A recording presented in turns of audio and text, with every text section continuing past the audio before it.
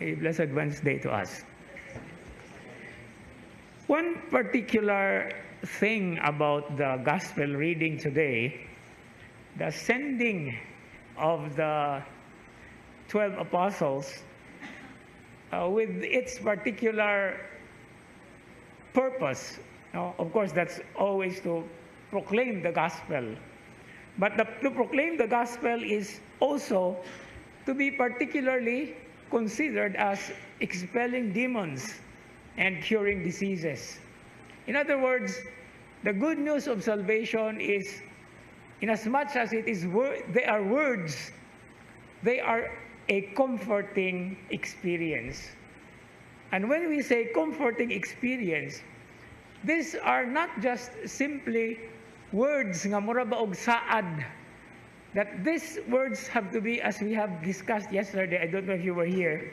No, it is just simply words, but it is to be put into action.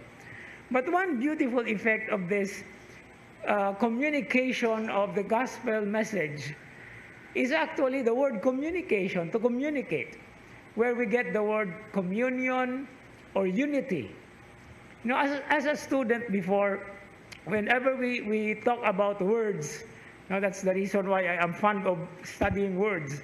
When we talk about communion or communication, what comes to mind is always the word union or unity. But going to the Latin text, it is not unity, but it's actually munire. That's why we spell communion with a double M. C-O-M-M-U-N-I-O-N. Because the word that is actually the main word there in Latin is munire. And what is munire? Munire is bridge, taytayan.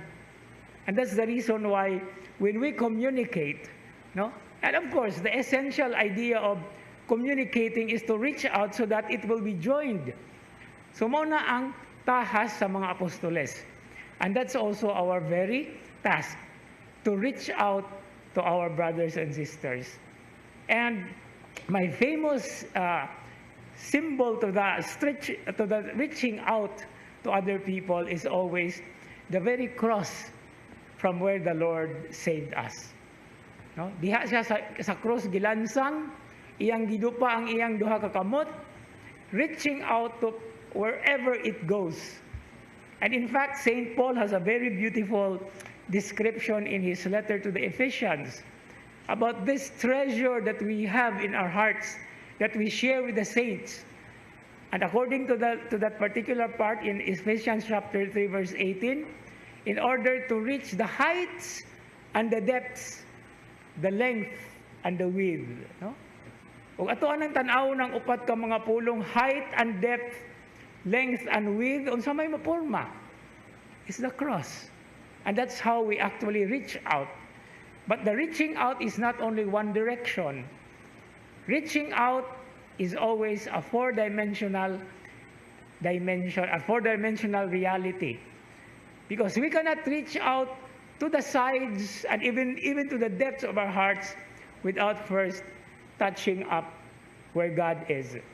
And that is the whole image of communication. It is not one way. Diba? And then, another thing about the word mission is to be able to bridge, but also to put oneself on the line. That's why when we are on a mission, we are always online. Unsa may pasabot og online, daghan kay ta nga ma-experience. Sa internet ba, sa online gani ta, pwede ta makasulod bisag asa. Ay alam po magsulod anang sa mga gidili, Pero it's open to everyone. It's actually a general perspective. And that is how great God is in giving us that experience. Whether complicated or simplified, our mission is always to reach out. In our lives, to move forward.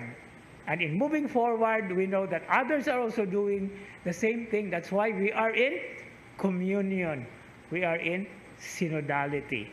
And so as we continue with this Eucharistic celebration, putting in mind the dangers that the devil is sowing in the world, and the diseases and illnesses that we almost every time experience, these are not hindrances, but actually becomes moments when God touches our lives through the agency of those He sent into mission.